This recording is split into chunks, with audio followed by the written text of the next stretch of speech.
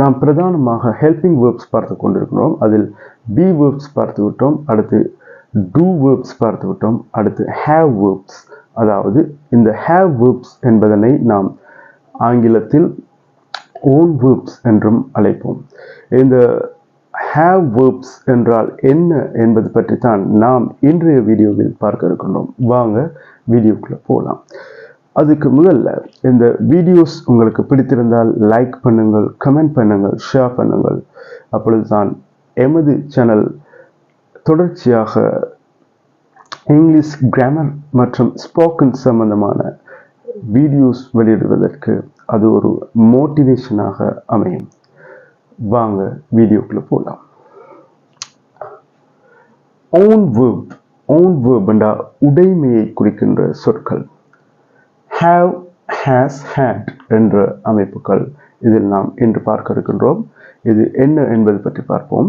இந்த own verb என்றால் உடைமை என்று உடைமையை குறிப்பிருக்கின்ற வினை சொற்கள். அதாவது ஒரு நபர் வைத்திருக்கின்ற விடயங்களை பற்றி இது கூறும். உதாரணமாக own verb-னை நாம் மற்றொரு முறையில் சொல்வோமாக இருந்தால் to have verb என்று நாம் இங்கிலீஷ் கிராமரில் அழைப்போம். இந்த own verb எவ்வாறு வசனங்களில் பயன்படுத்தப்படுகின்றது என்பது பற்றி நாம் இப்பொழுது நோக்கலாம். உதாரணமாக present form and past form என்ற இரண்டு வகைகள் இன்று நாம்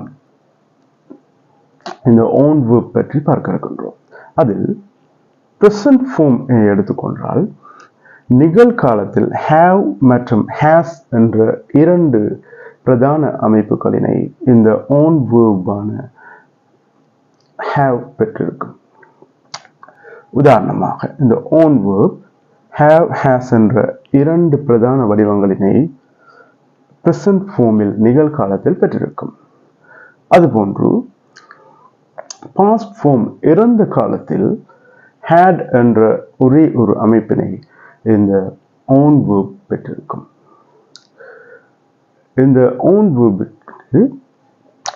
நிகழ்காலத்தில் எவ்வாறு பயன்படுத்தப்படுகின்றது என்பது பற்றி தான் நாம் பார்க்க இருக்கிறோம்.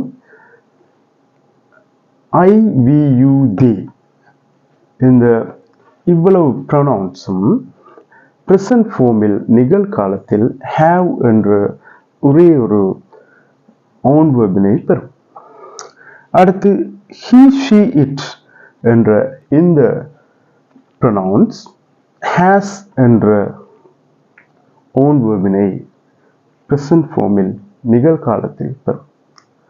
உதாரணமாக I have நான் வைத்திருக்கிறேன், we have நாங்கள் வைத்திருக்கிறோம், you have நீ அல்லது நீங்கள் வைத்திருக்கிறீர்கள், they have அவர்கள் வைத்திருக்கிறார்கள் என்று கருதப்பட வரும்.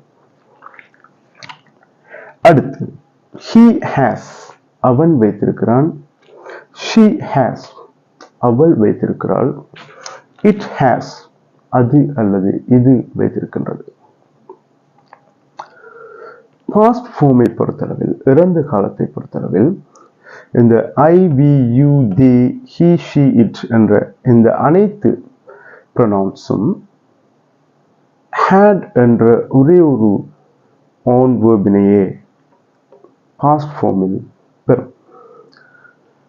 I என்றால் நான், had என்றால் வைத்திருந்தேன், I had நான் வைத்திருந்தேன், we had நாங்கள் வைத்திருந்தோம், you had நீ அல்லது நீங்கள் வைத்திருந்தீர்கள், they had அவர்கள் வைத்திருந்தார்கள், he had அவன் வைத்திருந்தான், she had அவள் வைத்திருந்தாள், it had அது அல்லது இது வைத்திருந்தது என்று வரும்.